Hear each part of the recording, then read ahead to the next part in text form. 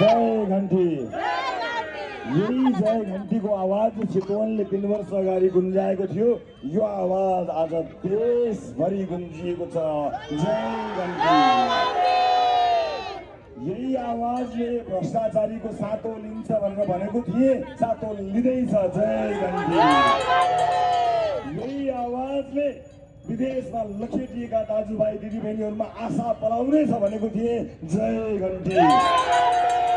यही आवाजले देशलाई चुस्ने बिचौलियाहरूको सातो जान्छ भनेको थिए। जय घन्टी।